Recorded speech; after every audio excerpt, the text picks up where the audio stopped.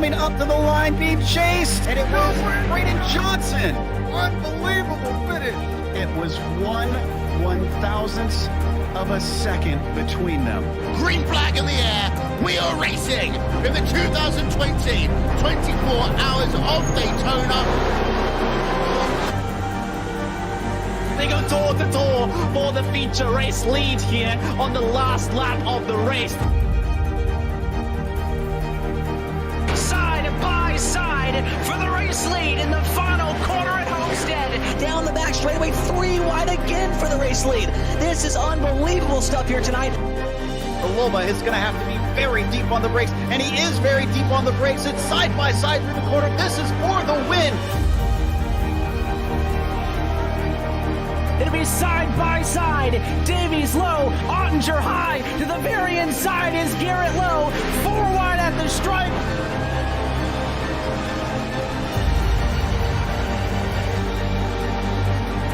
For Audie's win here on this outside line. Neck and neck. Who's going to back out? Does anyone back out? Verstappen starts to squeeze on the inside, and now he'll try and straight line it. Goes under the apron, drag race to the line. It's so close to call.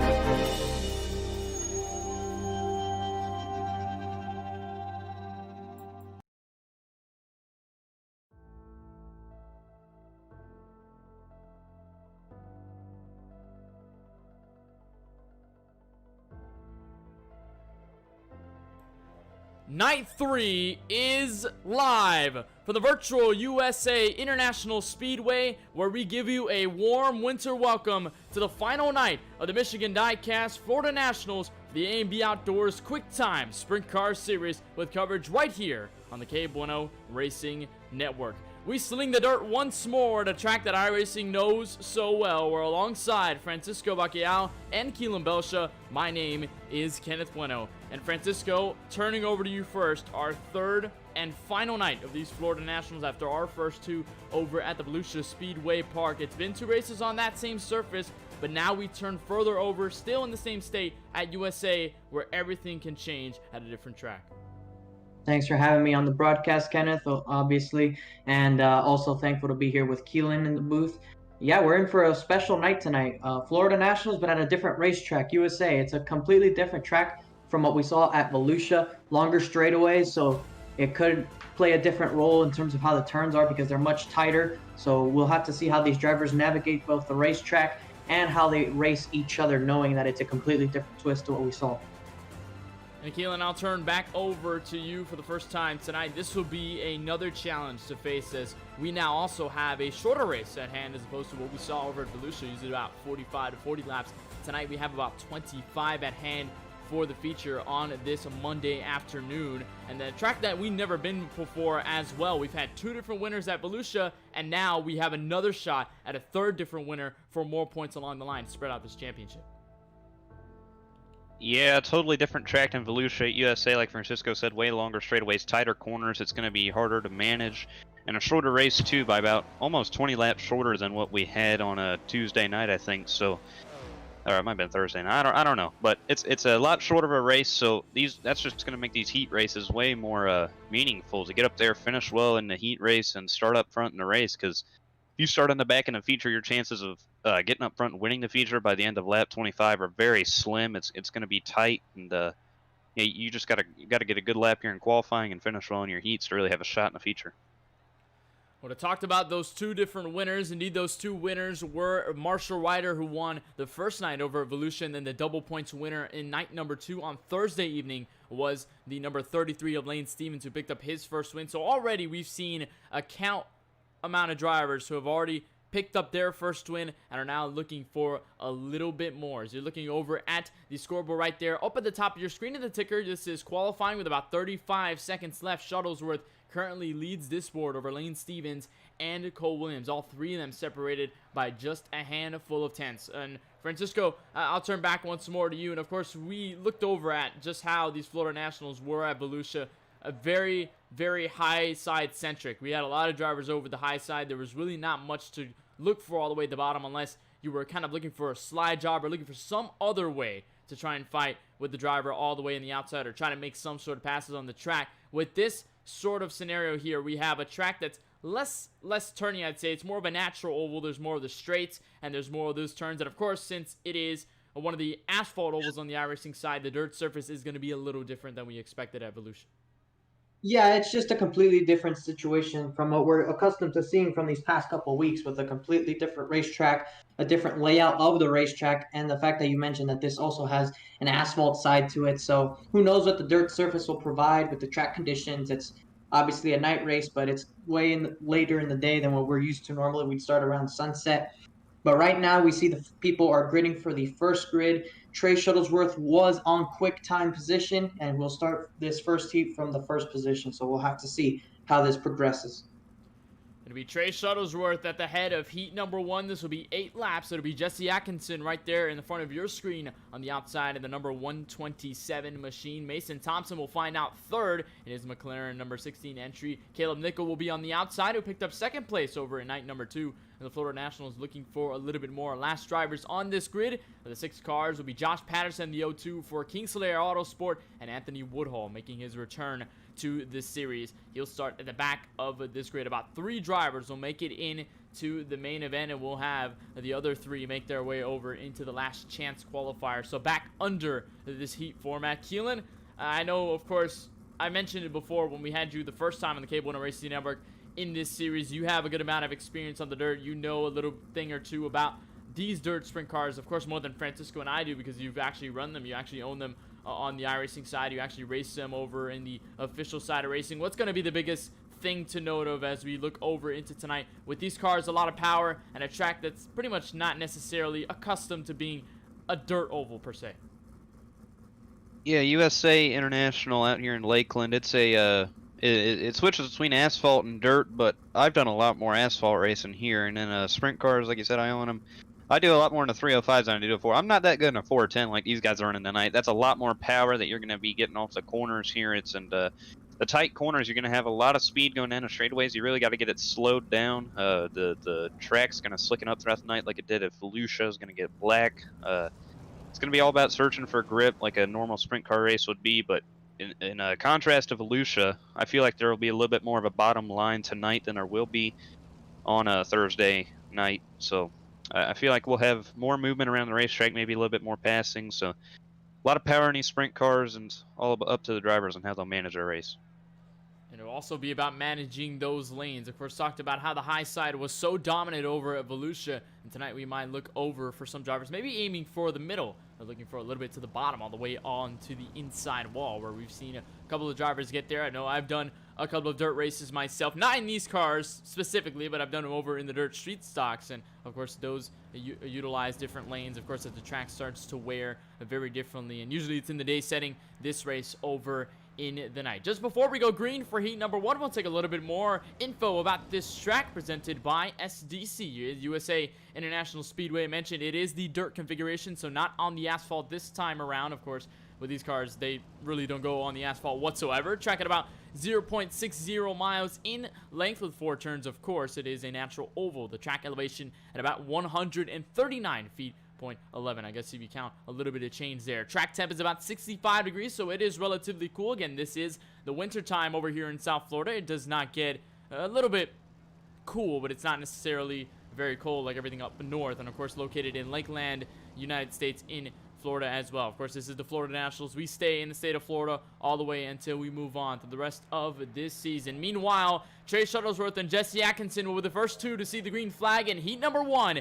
8 laps to conquer this one. 3 drivers make it. We'll see who goes.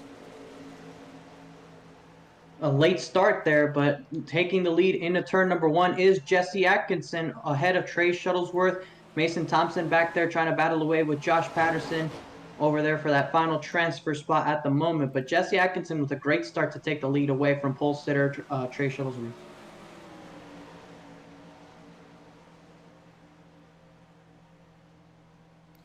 He was looking for that move. Go ahead, Keelan.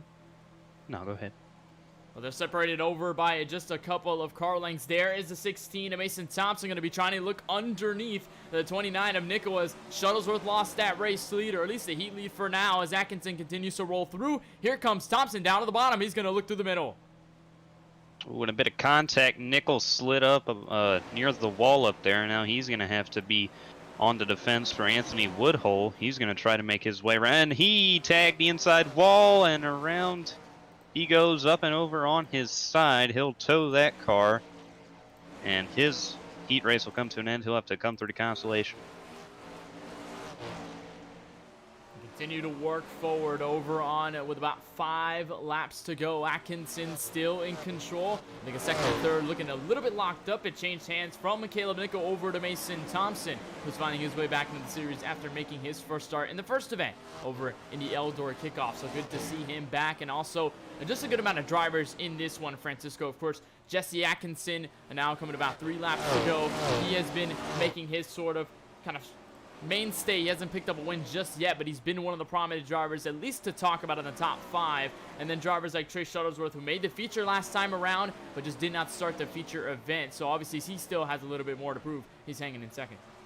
Yeah, this top 3 is pretty spread out, and so is the battle for that final transfer spot. So with 2 laps to go now in this first heat, it looks as though it's going to finish the way they're running right now. We see that 16 actually of Mason Thompson lightly tapped the wall off of turn 2, but he still has a comfortable lead over Nickel for that final transfer spot. With 1 lap to go, Jesse Atkinson leading, Trey Shuttlesworth in that second spot, and it looks as though Jesse Atkinson is going to come away with a heat victory here tonight. Work off for 3 and 4 for the final time. In this first heat, it's going to be clear and all steady for the number 127. He wins heat number 1. Trey Shuttlesworth will be into second, with Mason Thompson locking himself into the feature. He'll be third. Meanwhile, Nickel, Patterson, and Anthony Woodhull going to have to claw their way to the last chance qualifiers, and they will have to find their way to try to get into this 25-lap main event here at the USA International Speedway. Saw a little bit less of action, at least in that first heat, Keelan, but it didn't look too strong. At least some battles, at least for that transfer spot, but it seemed as though a lot of drivers can use different lanes around here, and of course the high side, again, just like Volusia, it continues to be the mainstay here. Yeah, Volusia, we saw a bit more action in the heats, and that's really because they were all stuck on one line, so you'd see a lot more aggressive moves trying to gain position. But when you have guys that a track state like this, you have everywhere to run. Those guys are going to be searching for the grip that makes their car feel the best all the way around. And when you have guys performing at their best all the way around, you're not going to have much passing. So once the track starts to slicken up, hopefully we'll get a little bit more action towards the later heats into the feature.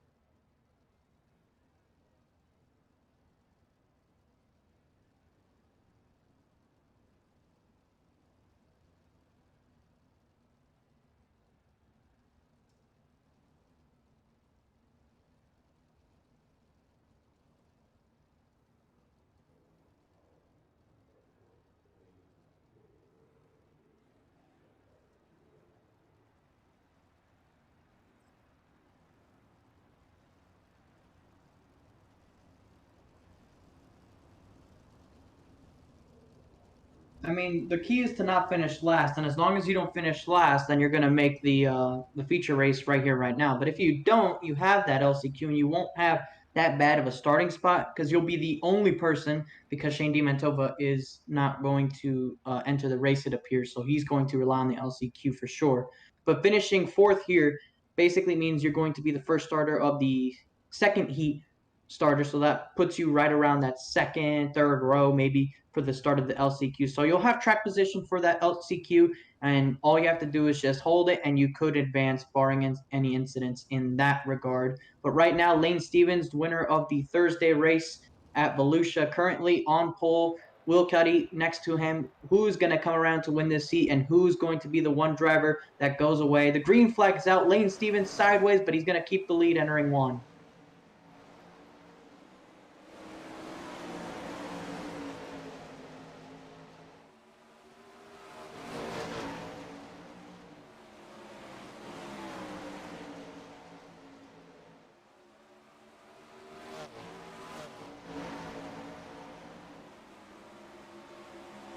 McCone on the outside of Cuddy. Looked like Cuddy slipped up coming to complete the first lap.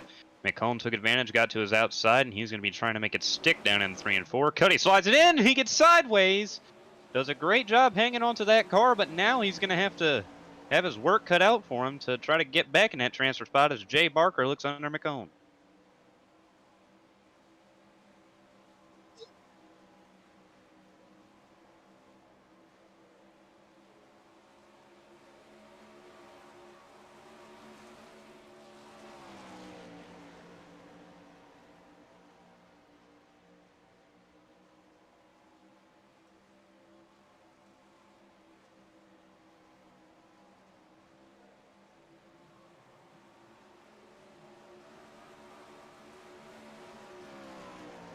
Right now, the closest battle on the racetrack is for that second spot, but Will Cuddy is close enough to where if something were to happen, he could be right there to capitalize. So if Barker cuts the gap down to McCone any bit more and they get to battling for that second spot, that could be all Will Cuddy needs to be invited into a battle. But 3 laps to go.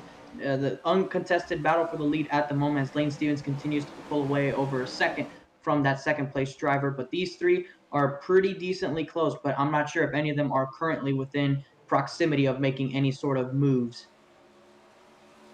It's almost deja vu of what we saw on Thursday night and night 2 of the Florida Nationals. Lane Stevens made a start, went out there, led every lap that he participated in, got QuickTime.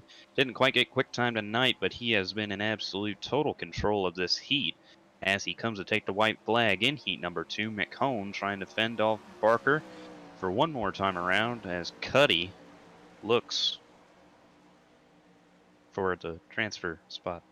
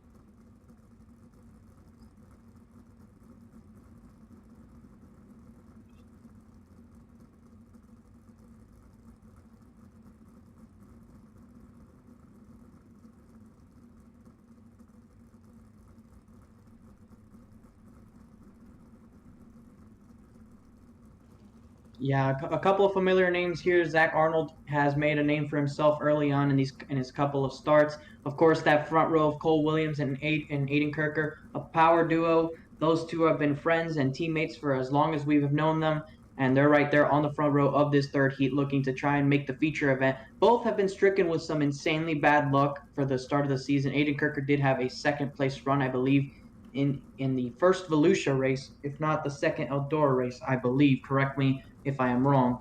But Cole Williams and Aiden Kirker have just had a terrible amount of luck to this point on the season, and they're both looking to turn it around here tonight. A heat win could be all they need to build momentum going into the feature race.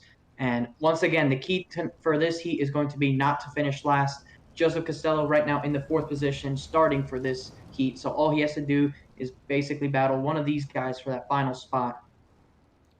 And I hate to interrupt now, boys, but I just got a message from one of the admins of this of the league. Lane Stevens will be getting an end-of-line penalty to start the feature for jumping the heat start. Ooh, very interesting there. I'm not sure. I saw that relatively early start from Stevens, but I wasn't sure whether the officials are going to take any note of that or whether it was just all okay, whether Lane could kind of decide he was the control car and he was in the lead for that. He was on the pole, so I presume at least he might have just been in control. I'm not sure whether or where Joseph Costello is right now on the track. It appears he's all the way down pit road. So I think we'll just have a 3-car heat. It'll be Williams, Kirker, and Arnold as Costello is stuck down pit road.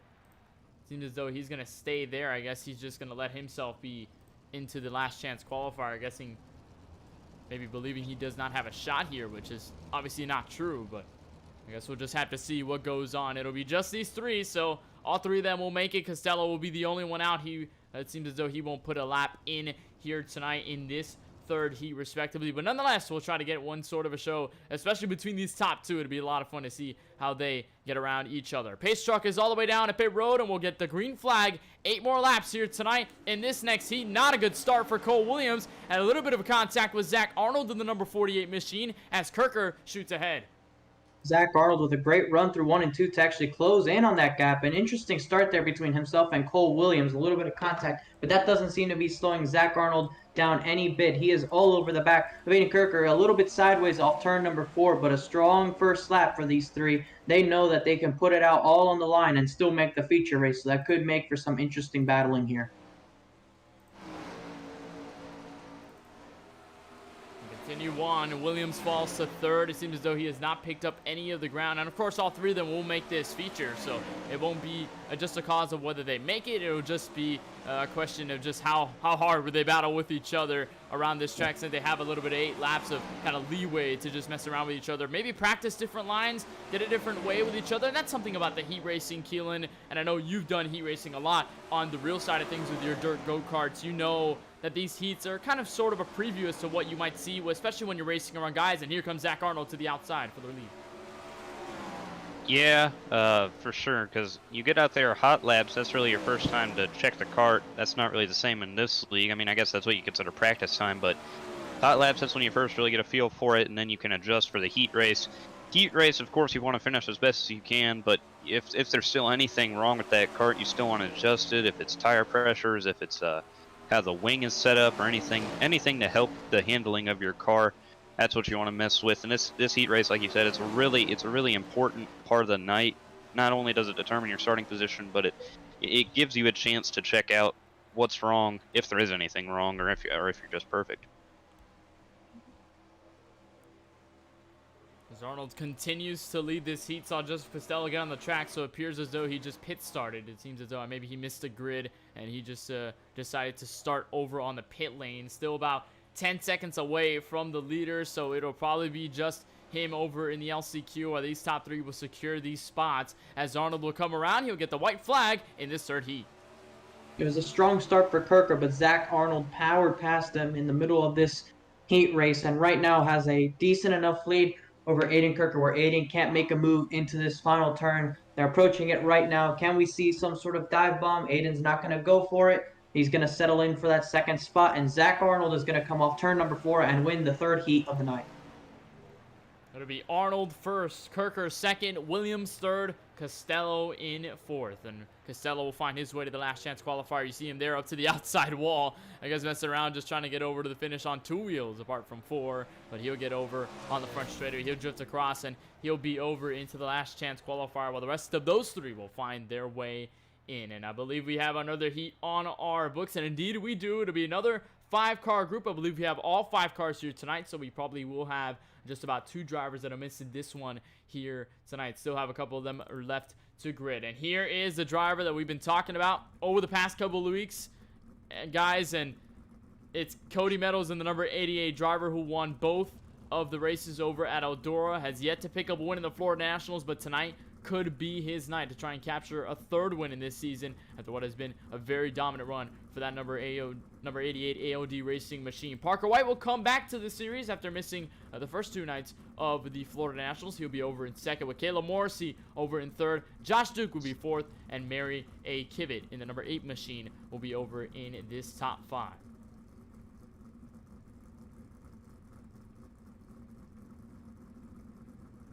So Francisco, just before we get to rolling here now, we're going to go roll right behind the iRacing official pace truck. There'll be 2 pace laps before we go green in this next heat. Here's an interesting scenario, because now we have 3 of some of the more powerful drivers in this series mixed in with some of the drivers that I believe we haven't seen yet in terms of Josh Duke and Mary Kivett. It seems as though Kivett will be starting over on the pits, or maybe has just not decided to suggest, so we might register, so we might have just 4 on our hands. But Meadows, White, Morrissey, some of the stronger names we're seeing over in this heat, could be somewhat of what we could see in the feature should they all make it in the top 3.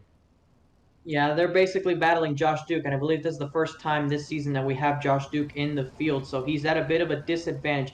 Cody Meadows, a 2-time winner, the only repeat winner of the season. He won the first 2 races at Eldora, hasn't been able to pick up a win since, but of course we know that he is very skilled and very capable of winning any single race, so a good heat tonight could set him up decently for that feature race, and of course his main rival behind him, Caleb Morrissey, who's come in second multiple times already this season, trying to capture that elusive win. And of course, Parker White has been on these two's tailcoats. Can he come up there, race them, and spoil the party and get a heat win against probably 2 of the best drivers we've seen outside of Lane Stevens as well, who came on last week and made a strong impression.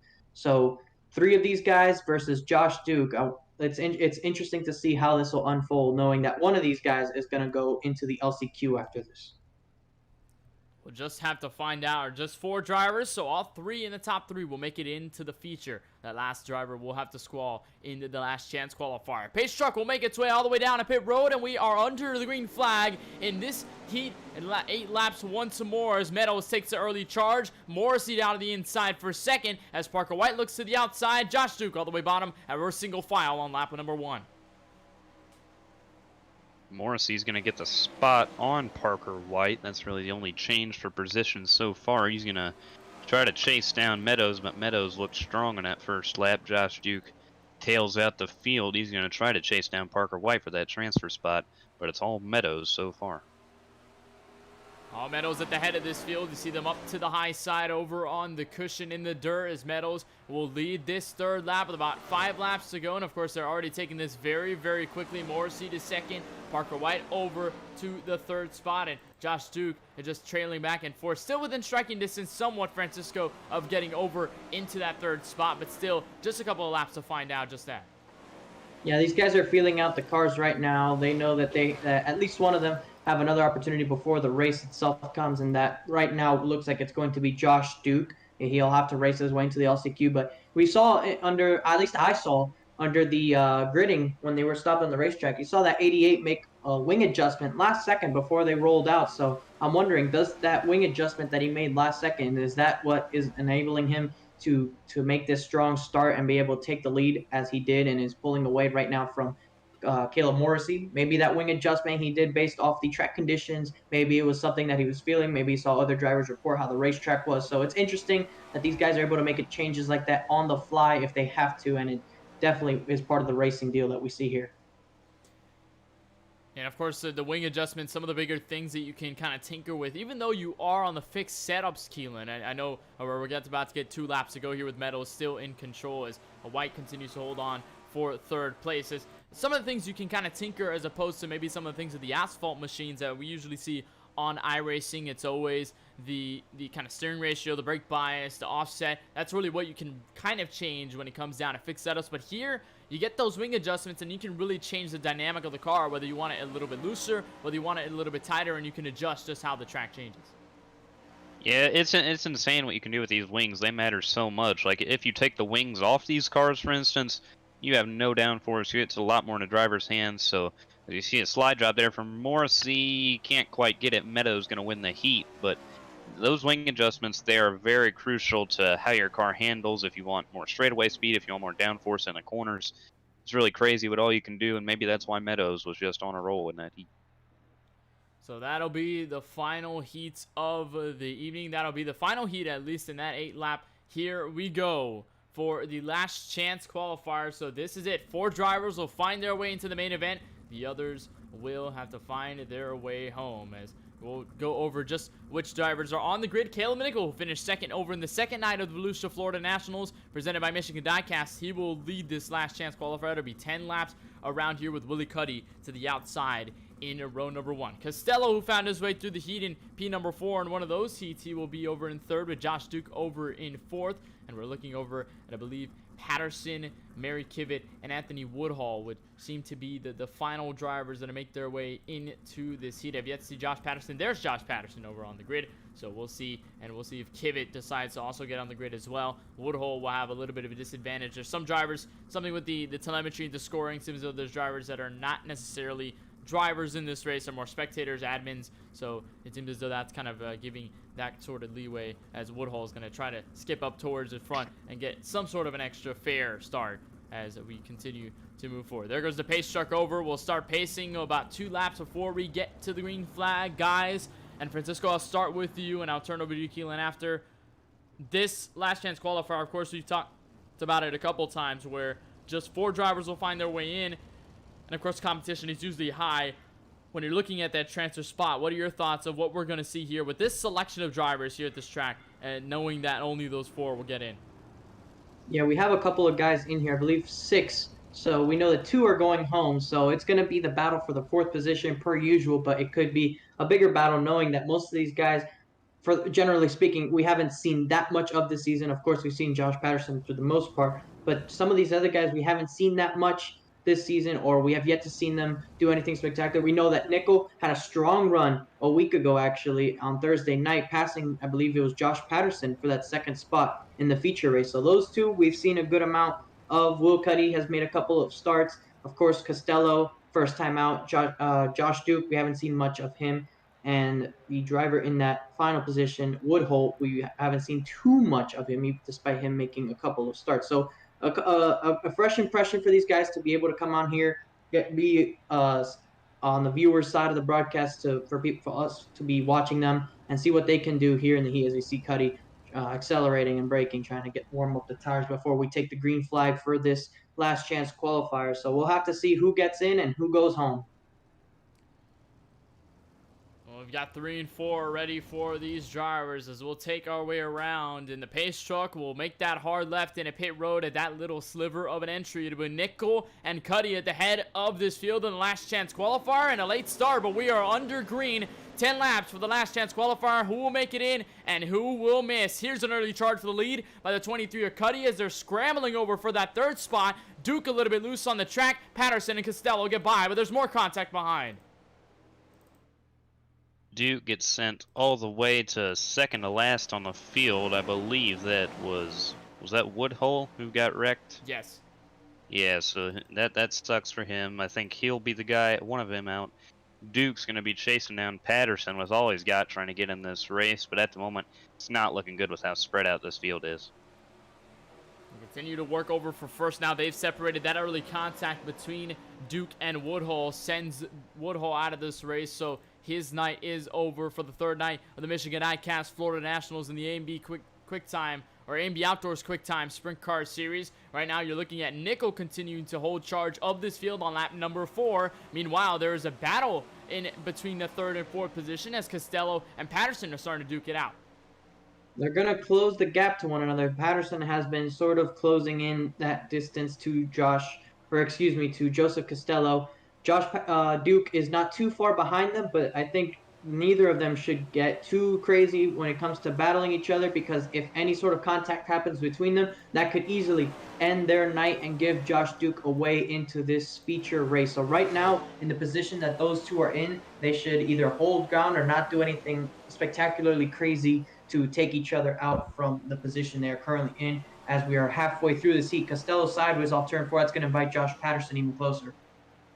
Gonna bring Patterson over to the back bumper of that number 60 machine, and Costello making his first start in this series. So good to see him finally slinging over in the dirt. He's done a couple dirt races himself, but he's more known on the asphalt side. Here's that battle, though, looking for 3rd position, as you saw Patterson try to sling over to the inside, but it was just not enough to carry it through the exit of turn number 4, and the 60 will hold position for now. Duke, meanwhile, is just a couple of tenths back. Does not look promising for the 32 in order to try and get some sort of an effort to make it into the feature event. It'll be 25 laps as Nickel controls this field with about 3 laps to go.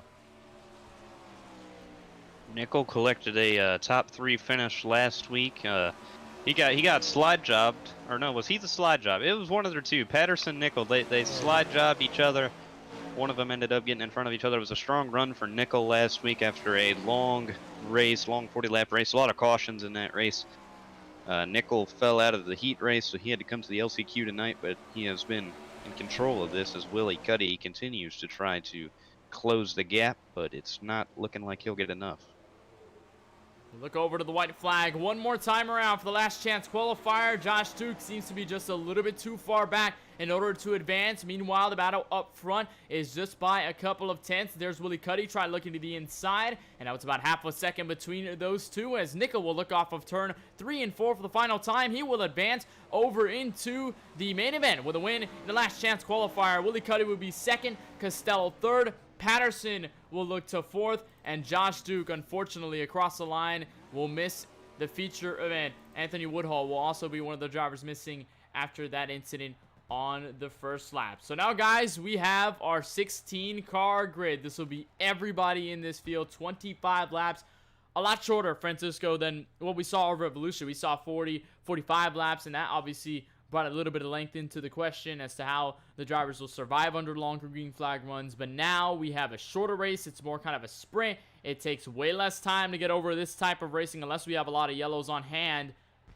What is going to be that thing to really give yourself a chance at the front if you're somebody maybe behind the top 10, maybe you're a little bit further in this field? We've already seen drivers like Brayson Collins go from last to 5th, but with the less amount of laps, is that really possible in this case?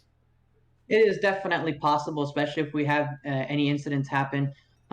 This racetrack, we've already seen some incredible action, so we'll have to see what happens with the full 16 drivers in tonight's field. Josh Patterson has won the Hard Charger Award once already. He came close to winning it twice, and he is starting from the very last position of the field, so he's going to be a driver to look forward to. Obviously, Lane Stevens is going to be someone to watch.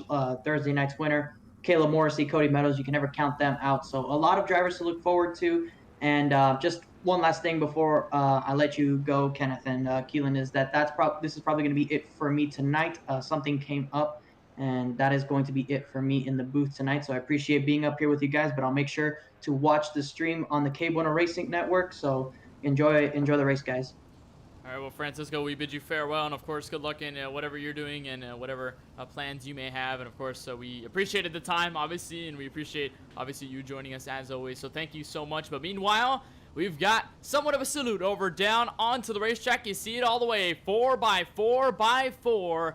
All the way down, and this is a salute to you, the fans, as they bring all the action here from the USA International Speedway as we present to you the A&B Outdoors QuickTime Sprint Car Series. Killing, it's a beautiful sight, ain't it? Oh, it's beautiful. You see this in real life with the World of Outlaws a lot, and now seeing it on iRacing with a lot of people I know. It's awesome to see him out there as Lane Stevens will hop up top to serve his EOL penalty after jumping a start of the heat race. He will be having to slice his way through the field starting in 16th out of 16 tonight. Jesse Atkinson going to lead him down to the green.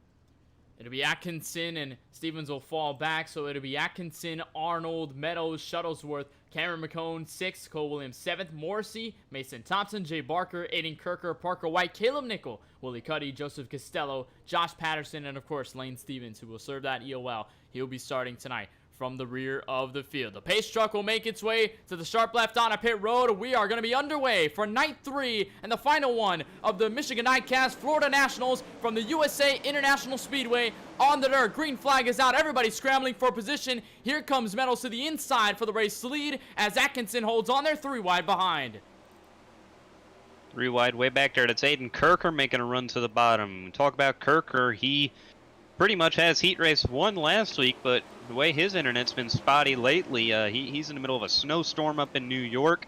This is going to be his, I believe, the first time he's made the feature all season as a caution is out on the racetrack. Josh Patterson turned around with the 12 of Cameron McCone. McCone and Patterson, they were leering near the back of the field. They got involved in that first incident. We'll take a replay, see exactly where this all began. It happened all the way in the front straightaway. We saw Cameron McCone right in the middle, 3 wide, where Aiden Kirker was at. You're looking where that number 12 was in. There's Aiden Kirker looking to the bottom. There's the 16 of Mason Thompson up top. Seems as though he was falling spots since the drop of the green and just lurking off of the corner. Maybe a little bit loose, and indeed that was the case, trying to hold on to it. And then Patterson maybe just got a little bit loose under the grass there, and both of them got into contact. McCone got into the outside wall and completely tore off that front wing, as Patterson may have suffered just a little less. And that'll surely bring out that first yellow, as McCone still on the track. Patterson will surely hold on where he is in that Kingslayer Auto Sport entry. We saw Lane Stevens go from last. Well, he's already picked up 3 spots in just 1 lap. So at least if that doesn't tell you what progress will do for the number 33 to try to get his way back up to the front, then I don't know what is. You see there on the back of his car, it says back off of one of the paints by a Splash and Go, based off of one of the real race cars that he drives over on the real side. And of course that does give some leeway and some help, Keelan, because I know that you're a dirt driver. I know that some of these people in the field, and that's the great thing about iRacing, you can have that mix of just the casual racers, guys who have never set foot on a racetrack before, and people who are racing in real life, much like you and drivers like Lane Stevens. Does that help anymore when it comes down to the dirt racing here and just how realistic it is compared to when you're there behind the wheel in real life? I feel like when you're first starting out, like on these dirt side of things, it gives you somewhat of an advantage. But then once you get better, once you get your iRating up, you'll get in those splits with a lot better drivers, and they'll know every nook and cranny about iRacing. So I feel like when you're starting out, it gives you like that jump that you need. And in leagues like this, I feel like it could provide an advantage. We see it for sure with Lane Stevens. He knows all the nooks and crannies about these setups. He, of course, dominated last week. Joseph Costello, he's another guy with real life experience. Willie Cuddy, he's on the I believe he owns a Legend car, so he knows some things about the dirt side of things. So maybe that is an advantage for some. I don't know many other drivers who on this series in particular who race in real life, but if they do, like maybe Jesse Atkinson does, I don't know, but he sure knows his way around this racetrack. Well, he'll lead them back to the green flag on lap number 3 of 25. Will be single file throughout due to the official's decision to keep it single file under that early yellow. So we're back under green as Atkinson will use the high side to his advantage. He'll get out to a couple tenths over Cody Meadows, and now Meadows will try to fight for second with Trey Shuttlesworth, who we did not see over in Volusia in that second night. Unfortunately, he did make the feature but did not start a lap under the racetrack, so it is good to see that number 19 actually putting out some laps and competing with all the drivers on track. Meanwhile, there is about a 3-car scramble for third on back as Morrissey looks for fourth, and Arnold and Cole Williams will fight for that P5 spot. Arnold trying to defend Deal Media Racing drivers Cole Williams. He's going to throw it in there in a 3. We'll get the run off the corner, take that position, as Shuttlesworth is continuing to stick to that bottom. That's something interesting because he's really that only guy committed to the bottom right now, and I feel like it might cost him third place here in a second, but the way everybody else is on top and the way he's holding the bottom, maybe he's found something that other drivers aren't finding. I don't know, but he's sure hauling down there. And here's still another 3-car train up for fourth on back. You saw those cars that are bouncing, those suspensions moving up and down to the bouncing over on the bumps on the straightaways. I don't believe there's as many over in the back straightaway as there are in the front straightaway. You'll look back at it as you're looking at this battle for 6th place as Arnold and Kirker continue to duke it out. There's already some single file over a little bit further behind as Mason leads this charge with Caleb Nickel, Willie Cuddy, and Lane Stevens, who's all the way up to 11th. Yeah, Lane Stevens up to 11th after serving the EOL penalty off the jump, but this is what I was talking about earlier, how your heat race finish and your starting position is going to matter so much in this race, because look at Lane. He dominated the heat race, but look at how hard he has to fight just to get around 10th place, which that's Willie Cuddy right now. He's having to fight hard for these positions, and with the track slickened up on the bottom, you can't make much ground up there, as that was Mason Thompson in the wall around on the back straightaway. Mason Thompson around on the back straightaway. That brings out our second yellow of the evening. It'll be the 16 who got up in the outside wall. You saw it firsthand as we were looking at Lane Stevens. We'll take a replay and we'll see exactly where that started, but really not really much explanation to be done because we already saw where it began through the outside wall. Here was Mason Thompson battling right behind Caleb Nickel. He made his way to the back straightaway, maybe just, a little loose there, trying to correct it back and then kind of clinging on the wall there before spinning on the track. Of course, that's enough for iRacing to constitute that as a yellow flag. Thompson, though, went for towing, and he's now down pit road along with the number 12 of Cameron McCone. Well, it looks like we've had our second yellow within the span of 8 laps. So at least it seems though we've had early setbacks on this one, at least in terms of some of the incidents. Obviously, the first one was a little bigger. This one just sort of a single car incident. Everybody was able to get by. But one of the good things about the dirt racing in real life and, of course, over on the sim is that you are able to get less time under the yellow flag as perhaps compared to maybe the road side or maybe the oval side, where you spend a lot more time under the yellow flag. You have a lot more time to just sit there and be there behind the pace car and just continue to wait until you get back to green flag racing. But here on the red side, you only have about a lap or two before pace truck lights are off. You're back on the green in a blink of an eye. Yeah, and the pace laps are pretty short too. I mean, this track only 3/5 of a mile, so yeah, it's going to be nice to get back going green here in a second. Shuttlesworth worked his way into the second position, fought his way around Meadows, and he has been he was that one guy we saw running the bottom, so maybe he's found something that nobody else has found. Atkinson, I guarantee you, he's going to be looking in his mirror trying to find out what Shuttlesworth is doing.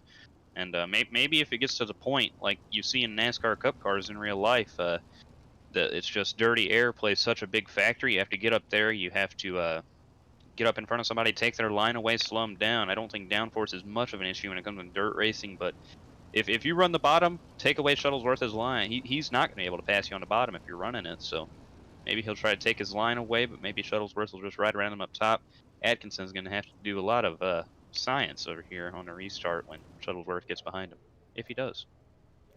So we'll just have to see what happens on this next restart, lap number 9 of 25 in the main event for the third night of the Michigan Diecast Florida Nationals. Back under green as Atkinson leads the way. Meadows will hold on for second, but there is a scramble for third on back. Here's Cole Williams all the way to the inside for third, but it seems as though it's not enough to hang tight with the number 19. A little bit of contact off of turn number 2. Here comes Morrissey also to tango as well. And Shuttlesworth climbing the fence back there, gets tagged by Cuddy up and over. Hard crash for Shuttlesworth. Oh. And it all started there on the restart. Kenneth, you saw it. Shuttlesworth just did not get going as well as he needed to, and in 1 and 2 got up there, got loose, and now in 3 and 4 here we'll try to get a look at what happened. Williams, watch, he's going to try to slide up in front of Shuttlesworth. Shuttlesworth, he looks like he just gets loose on the backstretch, slides it down into 3 and 4, climbs the wall.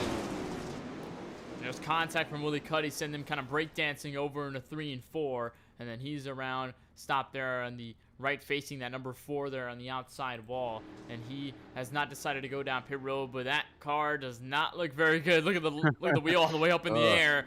That is not a good sight to see. He's definitely going to have to make that trip down pit road to get some repairs. Definitely not a good thing to see from one of the drivers that we saw was pretty dominant a little early in this race, just hanging on to third, being sort of a threat for the guys a little bit further behind. So unfortunate to see him as we have our third yellow of the race in the feature event. So at least with these yellows, Keelan, it'll help out with, I guess, the length, because we saw 40 to 45 lap features that lasted about an hour 18, maybe an hour and 17 minutes, give or take. And of course that included the heats, that included the LCQ, and this does not. This is the just including the heats LCQ, but this one with a shorter feature at about 25 as opposed to what we usually saw in the first nights at Volusia. So at least it may be equalizing somewhat a little bit in terms of our length on the broadcast here on the KBueno Racing Network. Just going to give you one quick reminder about what's going to come up here later tonight and coming up for the rest of the week and further on into the KBueno Racing Network. We will have the iRacing Bunch and Lawn Care Series coming up right after this at about 8:30 p.m. Eastern. That's when the session will go up, and we will have racing from the Talladega Super Speedway. That'll be one of the wildest races of the season. That'll be race 7 as we continue to trot on before we get to the iRacing Bunch and Lawn Care Series playoffs. Already had 5 different winners, could possibly look for 6, and a track that really gives no mercy to anyone onto the track, no matter who you are. So we'll have that coverage there. It seems as though Charlie and I will be on the call for that one, and we'll have coverage there from Talladega in just a little bit. We're not done here yet, though, as we're back under the green flag. Lap number 10, as Atkinson continues to lead this group, as here comes Meadows looking for the inside. Meadows got a nice jump, but Cole Williams rode the top in 1 and 2. Looking all over Meadows, contact. Gets sent down to the bottom. Meadows looked like he blocked him. You don't see that a lot of cars that don't have fenders blocking. usually frowned upon, but it got him to hold the position as Williams got past for third, and now sliding it down into the corner. Morrissey on a slide job, trying to take a position away. Meadows going to try to cross him over as Morrissey fights his wheel back and forth down the backstretch. We're going to continue to fight for position, but so far Meadows holds strong. But here's a crash behind, and that's Lane Stevens in the number 33. He's on his side. Our fourth yellow comes at lap number 11 at about the halfway mark of the race.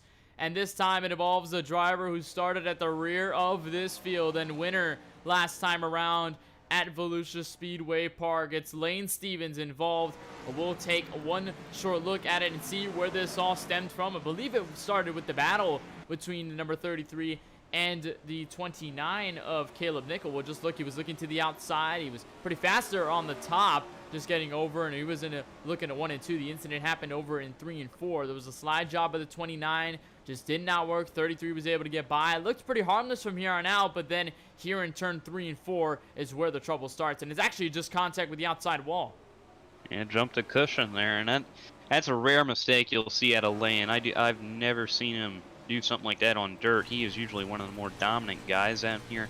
Remember, he dominated last week, ripping the top. Right there again, 1 and 2. He got really loose there. Tried to slide it down up into 3, tried to get a higher entry, and just jumped the cushion, ran the wall.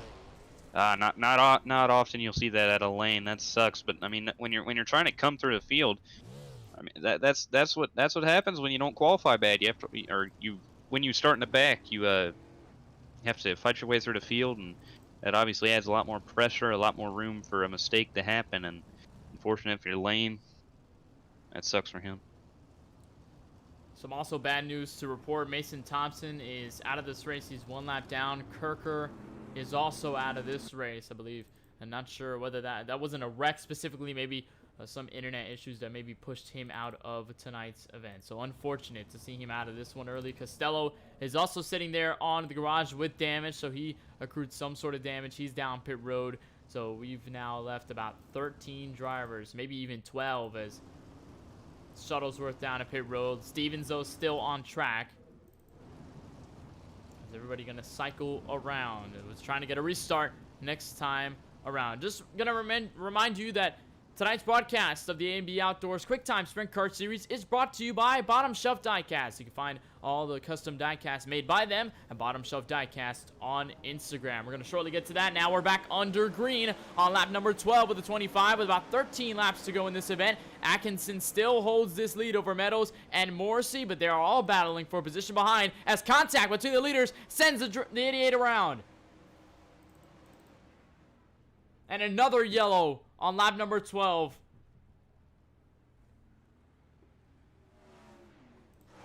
Looks like Meadows made contact with Morrissey on restart. We'll try to get a replay here.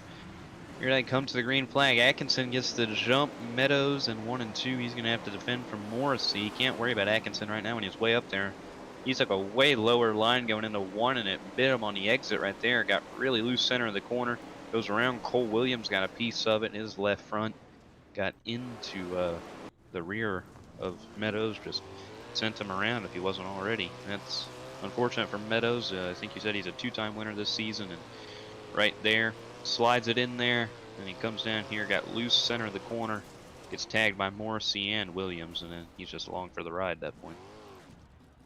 He's just a passenger there as he continues to move on. Doesn't seem as though there's too much damage behind that number 88 AOD Racing machine. Seems as though he's going to be surviving for the most part, but the problem will be that he's going to have to get back up to the front where he started this race, and where it might just be a challenge. We saw it already with Lane Stevens killing, and now we're probably going to see it again with Meadows in his case, where he's going to have to get through everybody and have to pass everybody. There could be calamity on that front, and then that could send his night spiraling down towards disaster, and just trying to get back up to the front and maybe challenge back up to Jesse Atkinson, who so far has led pretty much every lap in this race so far. Seems as though he's not conceded whatsoever. He's not seceded this lead at all, and he's been able to continue staying up front with Morrissey right behind, as Morrissey has been able to capture some sort of ground in this race. He started a little bit further back in this field, and he actually started over in 8th position, so he did gain a good amount of spots before heading over to 2nd place where he is now, but has yet to have anything to say for the race leader just yet. So we'll see if that happens. We'll see if he's able to do so within the next 13 laps. There is some sort of time, Keelan, before we get to the end of this. Yeah, we're only about halfway through, but the yellows have just plagued this race so far, and we've seen guys go home from it early in this race. And Jesse Atkinson, though, he has been in complete control. This is kind of reminding me of what Lane Stevens did Thursday night at Volusia. Went up there, dominated the seat race, got out front, and now he's just been in control of this race since the drop of the green flag. And now comes the drop of the green flag again. Pace car is going to pull down. Atkinson going to lead Morrissey, Williams, and Arnold to the green flag. That was a very interesting start there for the number 127. Instead of looking up to the high side and going down low, he decided to stay down low and lead the field from then on out. But it seemed as though that strategy did work because there was no charge from the 6 of Morrissey to try to get to the inside, try to make a slide job. Here's a battle for 3rd, 4th, and 5th as Williams continues to hold off the 48 of Zach Arnold and Willie Cuddy as well. This 3-car train as Morrissey now looks over to the race lead. Yeah, Morrissey on the first lap on the restart, 3 and 4, he made a really good 3 and 4. As now he takes a look to the bottom, slide job there to the bottom, not going to be able to clear him quite. Maybe a little bit of contact with Atkinson there. He's going to have to slot in behind him, and maybe you have to try that again a little bit later. But that was certainly a hard charge for the lead. Just wasn't quite able to get it. And look who's there looking over for 2nd. That's Cole Williams. He found his way out of the escape from Willie Cuddy as we have a yellow flag on the racetrack. And it seemed as though it may have involved that number 48 of Zach Arnold, as we have Caleb Nichol now in the garage as well. I believe he was also involved in this as well. We'll take a replay, as it indeed was the 29 of Nichol went over on his side of the back straightaway. Here's an extra look at what started this. It was right along Josh Patterson, Willie Cuddy. I believe it was contact with Patterson. There is the contact as Stevens gets hard into it. And everybody's scrambling around. That was Parker White at the outside. There's Zach Arnold. I'm not sure what happened to Zach Arnold, that he fell back all the way from where he was. He was battling with Cuddy a little bit earlier for top 3. There's what had kicked it off. Right at the outside wall. Lost all those spots from there. Yeah, just one little mistake will come to bite you, especially in dirt racing. When you try to get up top, you just hop the cushion once, it's going to kill your car. We saw it with Lane Stevens a minute ago. And right there, Patterson got an awkward entry into the corner. And that really started all the way back in 3 and 4. You saw Arnold mess up his corner. So then Patterson had to dive low, get under Nichol, and then that just created an awkward entry going into 1. He then slides off of 2 right down in front of Nichol. Nichol paid the debt for it. So that leaves a lot of drivers out of this race with about 10 laps to go. Of course, Arnold, I believe he's exited from this one. Nichol is out in the garage. They're there with Joseph Costello. So now we have just about 9 drivers left, Keelan, in this one. It is dwindling very quickly. I think we really haven't seen this throughout this entire season just yet. Attrition playing such a big role into how this race is playing out, especially with the amount of yellows we've had tonight. We haven't seen in any of the other races where the attrition was so high and we saw a lot of drivers being taken out due to these yellows. We did see some yellows along with some of the races. Of course, at Eldora we had our share. At Volusia we've had some of them. But tonight, it seems to be way different when it comes down to the amount of drivers in this race and the amount of drivers that have been taken out with a lot of these wrecks here tonight. Yeah, like I said earlier today, guys starting in the back, it's a short race. They're going to be trying to make their way through the field, and they feel like it's so short that they have to make moves quickly. And I mean, you really do a 25-lap race. If you don't make your move at one point, you could start falling back, and then you'll regret that you never made that move. Like Morrissey when he tried to slide it in on Atkinson, I bet he would have regretted it if he didn't try it. So Atkinson gonna lead him to the green now. Green flag back in the air. Coming to 10 to go. Jesse Atkinson in control. 10 to go here from the USA International Speedway. Here's a move though for 2nd. Cole Williams found his way to the inside, so he's going to charge for the race lead. He's looking for more, a little ambitious all the way at the bottom. New race leader Cole Williams for just a short amount of time before Atkinson took it back, as Morrissey going to stay up to the high side. They're still charging with the 42 as Meadows looks for 4th, and now Morrissey and Atkinson stay up to the top 2. That bottom worked really well for Cole for a couple corners there. If he could have just got clear off of 4, I think that could have been a race-winning move right there, but just couldn't quite fight his way to clear him. He probably could if he wanted to, but didn't want to slide up, possibly cause a wreck as he goes around the outside right there trying to fight Meadows for position. P3, as the lead battle is nose to tail right now. Morrissey right on the tail. The question is, does he use the inside or does he wait a little longer? The answer will be that he'll wait a little longer. He's not with that distance just yet. The contact with the outside wall kind of hurt him there, but he's not using the inside. He's been stuck up to the wall along with Atkinson, but he's going to tag it up to the outside, and he's going to be around. Caution waves just as that happens, though, so he might not lose position, but it might be suspension damage or some sort of damage to the number 6 machine as we got that other yellow. We'll see exactly where it started and who got involved.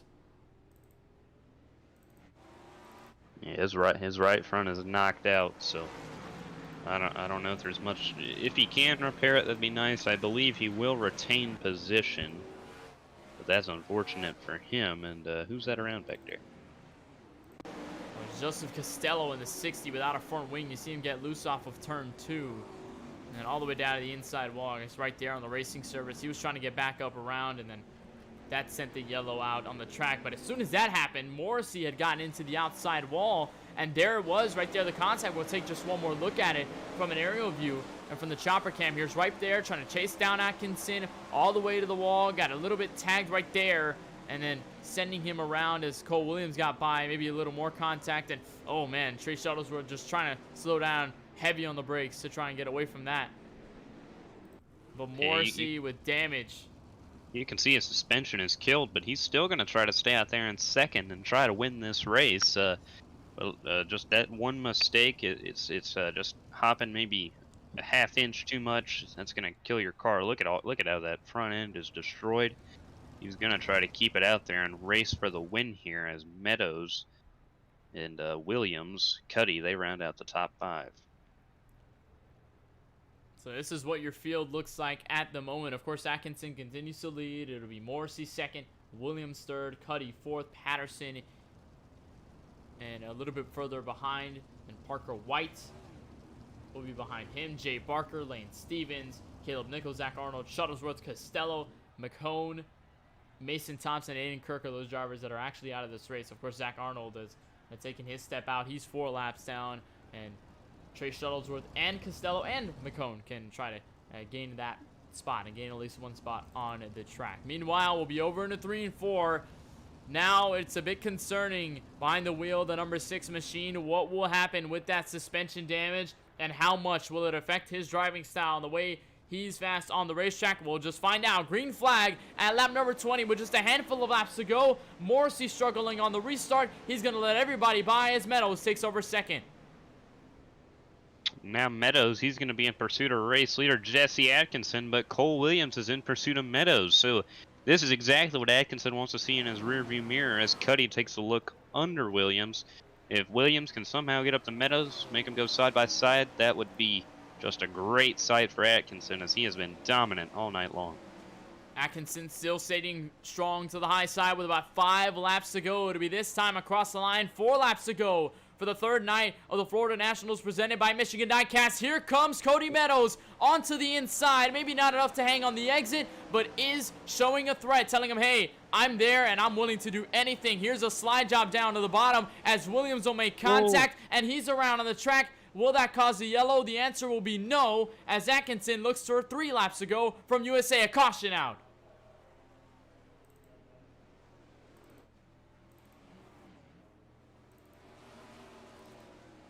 Where did that caution come from? We'll try to find out where it started. I think it may have gone with Caleb Nickel, who was getting out of pit road. Maybe this is the same situation we saw with one of the other races where the driver was just trying to get back up to the track just very slowly. Yeah, that had to have been. Actually, no. Costello went hard into the outside wall. I think maybe coupled with the fact that Nickel was slow on the track caused that yellow flag.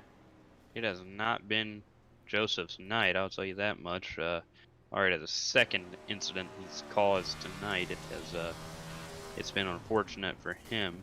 The slides up there, back end steps out. Really slick racetrack. That's what you'll see a lot of times. A slick racetrack. A lot of times you'll have to fight that wheel.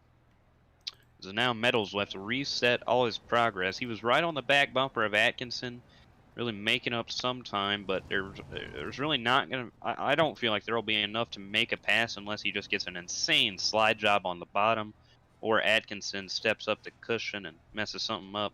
But Atkinson has been near perfect all night. We saw him make that one little mistake during that green flag run. I thought that might have got Meadows to pass him, but he did a fairly good job hanging on the top side. Williams caught a break there because you saw him. He stayed off of Meadows, but it cost him all his time in track position. Got lucky with the yellows, not going to lose any spots, and that's a big break for him. Morrissey will be down into pit road. He's sitting 9th as he's trying to get his car fixed. It'll probably be a lot of time down there on pit road. Probably not enough to finish this race. We'll just have to see. And we'll keep our eyes peeled on whether that does happen or whether he just stays there on pit road and his night is pretty much over from now on. A very strong effort, though, from the number 6, Morrissey, who's been putting on very potent performances throughout this entire season, Keelan. He's been the driver in the conversation along with Meadows, Atkinson, maybe Williams, along with Stevens. He's been one of those drivers to be up in the top 5, to be hanging in for position. And, you know, it sucks to see that he got into that incident on the outside wall, and that pretty much has set his night into stone. We'll find out, though, in this next restart whether this will be the final one or whether we'll be under another yellow flag. We'll get a restart with 3 laps to go. Atkinson on the bottom. He'll launch over as we're back under green, and a good gap over Meadows. Good jump for Atkinson. He's going to go up top. Meadows takes a look on the bottom, but that momentum coming off the corner is just going to play into Atkinson's advantage. But Meadows, he made a good time there. He's going to slide it in. The slide job for the lead. He's going to get it for now. Atkinson crosses him over on the bottom. 2 laps to go, Kenneth. 2 laps to go as Atkinson goes back for the race lead on the inside as Meadows took that lead momentarily in 3 and 4. Will a caution come out? Here's contact almost between the two side by side. Meadows to the race lead, coming to the white flag. It's going to be 1 lap to go for Meadows if he can hang on. Already a 2-time winner this season, and with a move in the last couple laps, he'll be looking to take his 3rd. He's cleared Atkinson for now. Atkinson's going to try to do anything he can in this last half lap.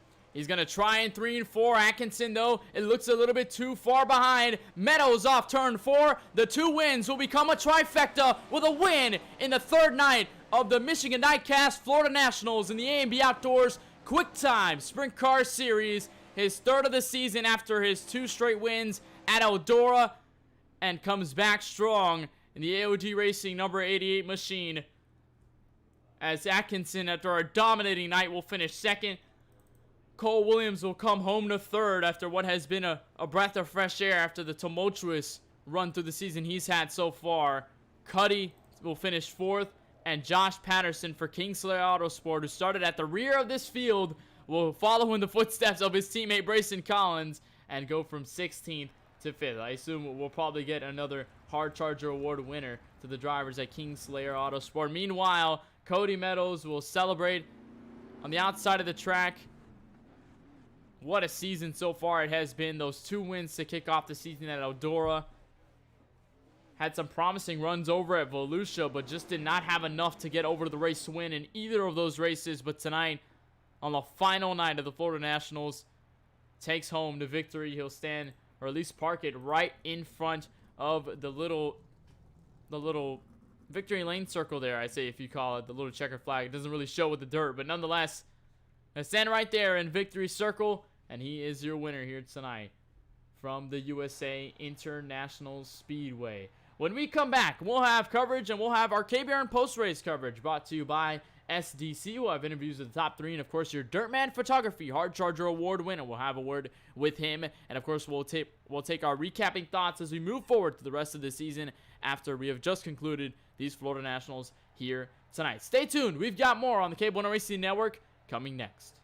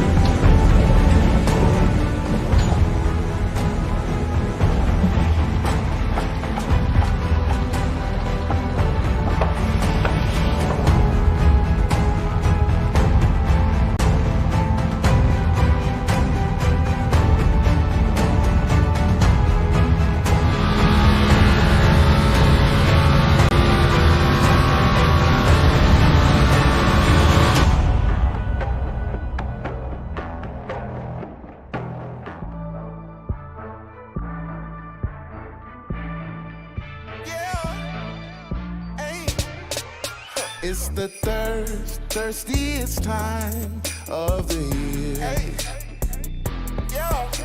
I have just one query. Want a Sprite cranberry? The answer is clear. It's the thirstiest time of the year. Sprite, let's go.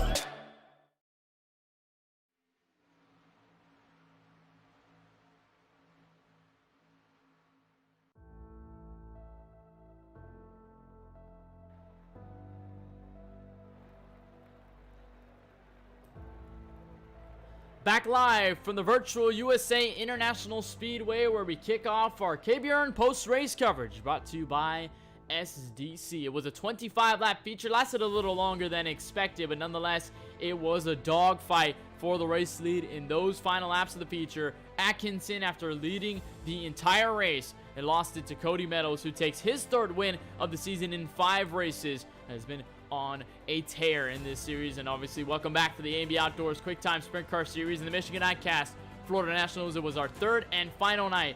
There was surely a lot to behold. Back here, Kenneth Bueno with Keelan Belsha and Francisco Bacchiao along with you for the ride. What a night it has been. And as we're continuing through, we'll get an interview with the driver and the winner of the feature race here tonight. It will be the number 88 of Cody Meadows taking his victory here tonight. We'll get him from Victory Circle. And Cody, man, it has been an amazing season for you, to say the least. 3 wins in 5 races. You swept the Eldora kickoff week with those 2 races. You lose a little bit in Volusia, where you had some strong finishes, but you didn't capture the checkered flag there. You come back in the 3rd night at this very track. You take your 3rd win of the season. Man, that final lap, there's no way we can't talk about it. Just give us your thoughts and your perspective there, going through, getting by the most dominant car of the race, and finding your way down to the inside. No words, just no words at all. During the last caution, well, the previous caution, I was caught studying the track a little bit. I was talking to Jesse about it. Congrats to him for the 2nd place. I know he wanted to win, but still, that was some hard racing. But I noticed that there was just a little bit of tacky on the high side left over from a long night of racing that we've had. And before my wreck that I got into, I seen just a little bit of tacky on the low.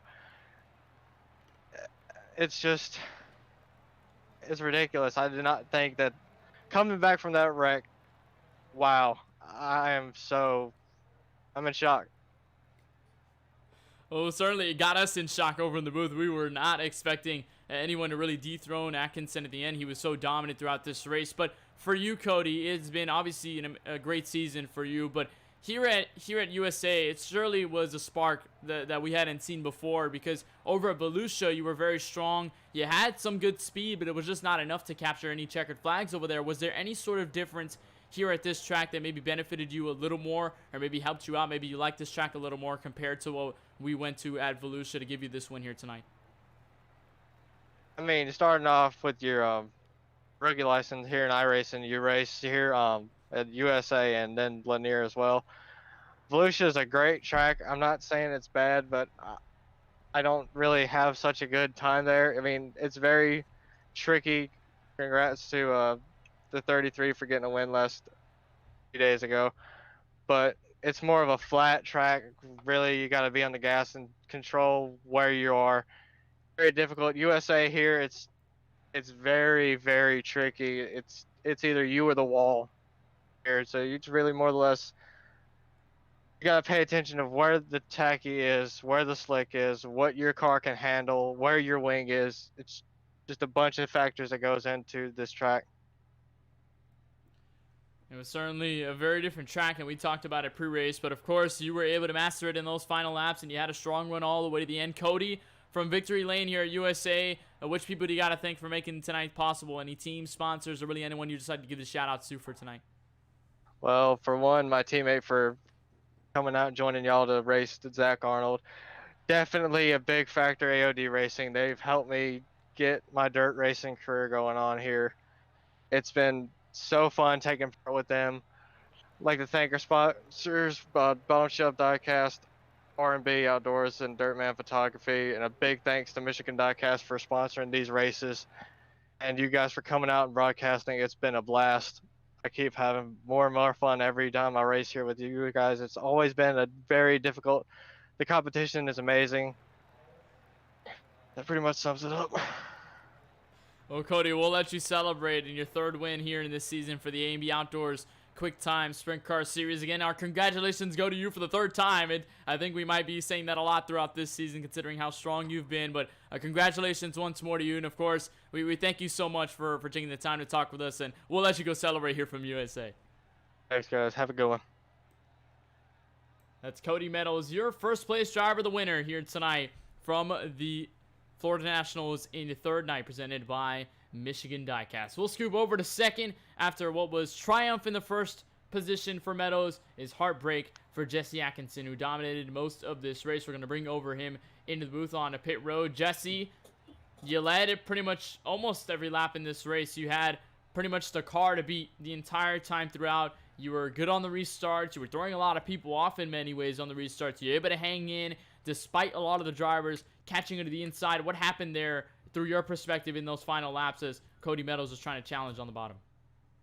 I mean, the top of 1 and 2, it got really slick throughout the night, and as you were seeing, I was running the top, and I was only running the top, so yeah, 1 and 2 just got really slick near the end, and during the end, I was just hoping for some more cautions, because as you said, I slowed down a lot on the restarts and punch it, which throws them off quite a bit, so I'm more of a short run type of guy. But we go through 1 and 2, it's really slick up there. 3 and 4, especially off of 4, there's like a bump on the exit of 4, so that'll throw you off. But I knew there's no way I was gonna win this, but because we got all these really fast people here, especially the 88, and congrats to him on his third win. That's pretty insane. But I'll settle for a second place finish, even though I led all night.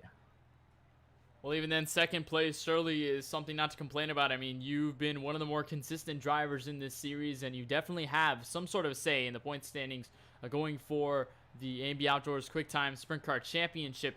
To go over this consistent run in these first 5 races, what seems to be the takeaway from a lot of these ones as soon as you have these consistent finishes, and what's going to really drive you over the finish line in order to try and capture a championship in the bigger picture?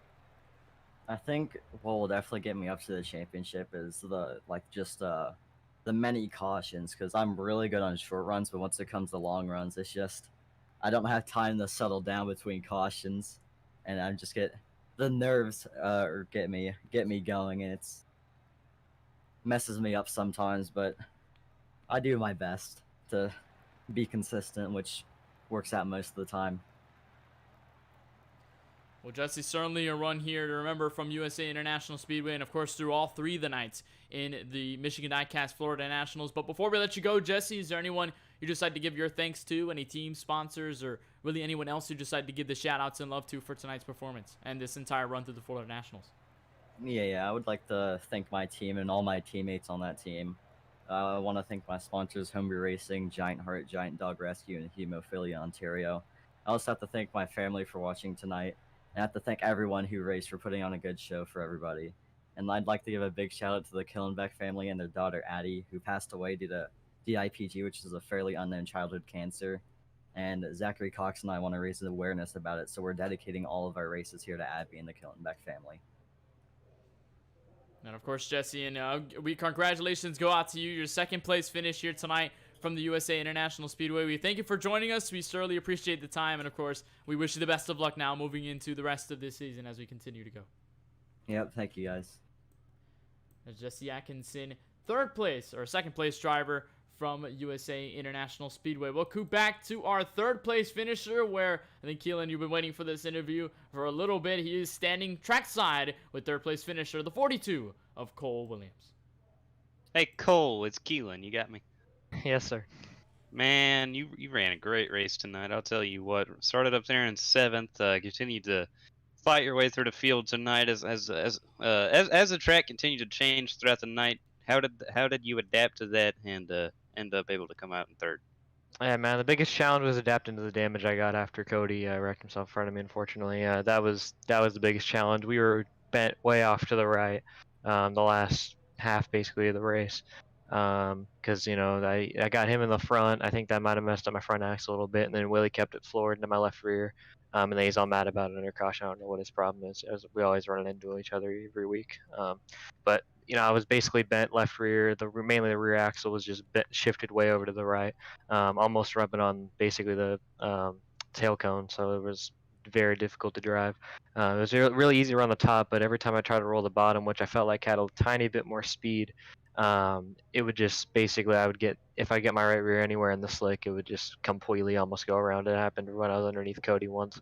I think the caution bailed me out, or that probably would have cost me a top 3. But yeah, it was really fun. I love running USA. I feel like this is definitely a multi-group track. You can really just run right against that wall on the cushion, which is a tiny bit easier. But I felt like if you're able to roll the bottom right next to that grass each end, you could really make up some time. Of course, there's been a couple other leagues that me and both of us have attended, like USSL here at USA, where we were having some good battles here on the dirt, and it's just super fun to run. I wish we weren't bent at the end, because I felt like definitely had a shot to win with Cody having nosebleed damage, and I feel like I was just straight up faster than Jesse at the end. Just ran out of time. But if I had maybe 5 more laps, I could have figured out how to roll the bottom with my damage. It would have helped. But at the end of the day, it was really fun. I love running this league, of course. I feel like maybe we messed up track state a little bit. I feel like it was a little bit too slick at the end for the average driver to handle. And that nasty bump off of 4 almost, I think, caused probably half the yellows, I'm guessing. So we just have to keep working, and I hope everyone enjoyed the show at home. Well, Cole, you got anybody you want to thank for putting on a top 3 run tonight? I just want to thank you guys, of course, broadcasting once again, and you, Keelan, Kenneth, Francisco. Want to thank Yo Media Racing, of course, that we're up in the blue and black, or green and black sprint car again, looking awesome, made by Eli Comerford. I want to thank C's Custom Diecast, of course. I want to wish them the best, of course, after they announcing that they might be going away soon. So I'm wishing them the best. I want to thank Pella Gaming and, of course, Stealth Energy being on all the cars once again. And I just want to thank JJ and everyone, the helpers group, you guys, obviously, once again, and just everyone that helped put this together, because I feel like it's going together really fun and really good at this point. And off to, I don't know where we're off to. I think maybe Linear. I think Linear will be our next track, so that should be fun. All right. Well, thank you for coming up here, Cole. Congratulations on your good run. Thank you. And it's Cole Williams, your 3rd place finisher here from the USA International Speedway. This will be our final driver, but of course with a special regards for the Dirtman Photography Hard Charger Award. It goes to number 02 Kingslayer Autosport driver of Josh Patterson. And Patterson, pretty much a mirror image of what happened in night 2 at the Florida Nationals presented by Michigan Diecast. It was your teammate at first who went from 16 to 5th, Bryson Collins, and now you do the exact same thing here at USA, going from all the way to the tail end of the field, survive for 25 laps and a heavy amount of yellows to go up to the top 5 and win this award here tonight. Just give us your thoughts about how you were able to scram through the field, considering you finished all the way at the tail end and you started all the way there with the amount of yellows. Well, I'm 3 for 3 on the interviews for the Florida Nationals, which is nice, but yeah, I was actually playing Call of Duty, and I looked over at my screen, and it said missed start for the heat. So I was like, oh, that's not good. So I got myself graded up, but finished 5th because there really wasn't anything I could do in the heat. Avoided some cars at the beginning of the LCQ, and got through that, started 16th, and then I really don't have anything to say. I just sort of fought my way through the wrecks, accidentally got into Caleb, which sucks for him. I just got loose and nothing else I could do from there. I don't know, pretty straightforward race for me besides that. And of course, this was another outstanding and a valiant effort for Kingslayer Autosport and your team. I know Bryson Collins wasn't here tonight, couldn't make it for this race, but of course you were sitting there in his place. So what is this seeming over for Kingslayer Autosport, your team specifically, and how this performance has transferred over into the Florida Nationals, and what you guys can expect to see for the rest of the season between you two? Well, actually, this is me and him. This is a brand new team between the two of us, and this is really the first league we're competing full time in. And it's great right off the bat to see good performances week in, week out, and it's definitely going to carry our momentum from this league on into the future. of this continuation of the season, plus into other leagues that we expand to looking forward. So yeah, it's definitely really good to be here every week, and just happy to be doing it. Well, certainly you must be happy over going all the way from 16 to be in the top 5 here to finish off these Michigan Diecast Florida Nationals. Josh, before we let you go, I know there's a lot of people you have to thank for making these possible. So who do you got to thank for that? Well, like I said the last 2 weeks, I got to thank Kingslayer Autosport, Bryson Collins, for forming this team with me and, being really good help, being, really fun to work with. I got to thank all the sponsors on the car: JP Designs, Belfort Property Restoration, Vulture Racing Engines, EVC Automotive, and the Keystone Corner. I got to thank you guys for broadcasting and JJ for running it. And I got to thank everyone on track for giving me a great race. Well, thank you for taking the time, Josh, for this interview. And, of course, congratulations on your P5. And, of course, we'll give you the Dirtman Photography Hard Charger Award here for tonight at USA. We look forward to seeing what you can do for the rest of the season. But for now, we'll let you go. Thank you so much for joining us. Yep, thanks, Kenneth. That's Josh Patterson, your Dirtman Photography Hard Charger Award winner from the USA International Speedway. Well, I'll recap and we go back up to the commentary box, Keelan, and we'll kind of teleport there since I was just on pit road with Josh Patterson. But nonetheless, we've gotten over these Florida Nationals. You've joined us for about 2 of those races, and we saw the action over at Volusia. We come to USA. We saw the action over here. Now, as we move forward to Lanier and the Lanier Dirt Derby, what are we seeming to look forward to as we move into that part of the season? Well, I'm pretty sure it was announced, or I don't know if you heard about it or not, but the Lanier Dirt Derby tomorrow night was canceled, so it won't be rescheduled. So the next race is what JJ said earlier today. The next race is the Wednesday night Christmas race in Knoxville. So that's always a fun track. It's isn't it like the center of Knoxville Nationals and stuff? That's usually a big time sprint car race. So I'm looking forward to that. I really don't know a lot about the differences in dirt tracks. Would you say I'm a dirt guy? But I really don't know a lot of differences in the tracks. If I paid more attention, I'd probably know. But Knoxville, I know it's the center for a lot of things, a lot of big races there. So I'm looking forward to that one. That should be a fun one. Definitely should be a fun one. And if you want to catch more action from the KBueno Racing Network in general, we will have that for you in just a little bit, as we will get to the 7th race of the iRacing Bungeon Lawn Care Series as they kick off and they continue their season from the Talladega Super Speedway, one of the wildest tracks we'll see in that season. That coverage will begin at about 8:30 p.m. Eastern. We'll have that coverage on that front, and we'll continue our coverage there. For the moment, Charlie and I will seem to be in the booth, but if anything changes, we will definitely update you on anything should they happen. And, of course, we'll have coverage on Wednesday night with the Christmas Derby over at Knoxville Raceway. We'll have coverage at about, I'd say, 8:45 p.m. Eastern, depending on where they start. We'll get that confirmed for you, but nonetheless, we'll have that over right here on the youtube.com/KBueno Racing Network. And, of course, a big thank you to everybody who watched this here tonight, and, of course, thank you to all the people who made this possible at a 300 subscriber milestone. It does mean a lot for